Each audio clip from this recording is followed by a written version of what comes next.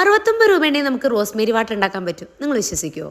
എൻ്റെ തലയിൽ മുടി കൊഴിയുന്നതിൻ്റെ അളവ് നോക്കിയിട്ടുണ്ടെങ്കിൽ എൻ്റെ തല ഇപ്പോൾ മൊട്ടത്തിലായിട്ടുണ്ടാവും കേട്ടോ. അങ്ങനെ സോഷ്യൽ മീഡിയയിലെ വൻ ഹൈപ്പ് കണ്ട് ഞാനും ഒരു കുപ്പി റോസ്മേരി വാങ്ങി. അത് 349 രൂപ കൊടുത്താണ് കേട്ടോ വാങ്ങിയത്. പക്ഷെ നമുക്ക് എപ്പോഴും അത് അഫോർഡബിൾ ആയിരിക്കില്ല.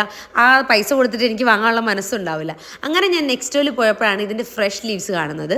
ഫസ്റ്റ് യൂസിൽ തന്നെ നല്ല റിസൾട്ട് ഉള്ളതുകൊണ്ടാണ് കേട്ടോ ഞാനിത് വാങ്ങിയത്. അങ്ങനെ ഗൂഗിളിൽ ഞാൻ ഇതിനെപ്പറ്റി സെർച്ച് ചെയ്ത് നോക്കിയപ്പം ഇതിൻ്റെ ഫ്രഷ് ലീവ്സ് ഏറ്റവും ബെസ്റ്റാന്ന് കണ്ടു കേട്ടോ. നമ്മുടെ നാട്ടിൽ ഈ ചെടി വളരാൻ ഭയങ്കര ടാസ്ക് ആണ് കേട്ടോ. കാരണം ഞാനൊന്ന് നട്ടിട്ട് പെട്ടെന്ന് തന്നെ നശിച്ചു പോയി. പിന്നെ എൻ്റെ വീടിൻ്റെ മുറ്റത്ത് ആര്യവേപ്പിൻ്റെ ഇല ഉണ്ടായിരുന്നു. എൻ്റെ വീടിൻ്റെ ഇല അപ്പുറത്തെ വീടിൻ്റെ മുറ്റത്ത് ആര്യവേപ്പിൻ്റെ ഇല ഉണ്ടായിരുന്നു. അതിൽ നിന്നൊരു 4 കഷ്ണം എടുത്ത് എന്നിട്ട് ആദ്യം നമ്മൾ ചെയ്യേണ്ടത് പാത്രം നന്നായിട്ട് ചൂടാക്കാൻ വെക്കുക. അതിലേക്ക് 1/2 ലിറ്റർ വെള്ളം ഒഴിക്കുക. അതിലേക്ക് 4 ഇല ആര്യവേപ്പിൻ്റെതും 4 തണ്ട് റോസ്മേരിൻ്റെതും ഇടുക. അതിലൊരു സ്പൂണ് ഉലുവ ഇടുക കേട്ടോ.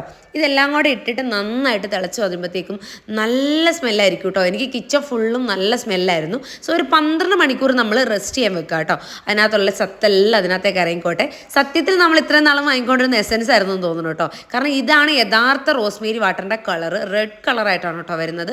അപ്പം എനിക്കിത് നല്ല റിസൾട്ട് തോന്നിയിട്ടാണ് ഞാനിത് ചെറിയൊരു പ്രൈസിൽ അഫോർഡബിൾ ആയിട്ട് കിട്ടുമെന്ന് നോക്കിയത്.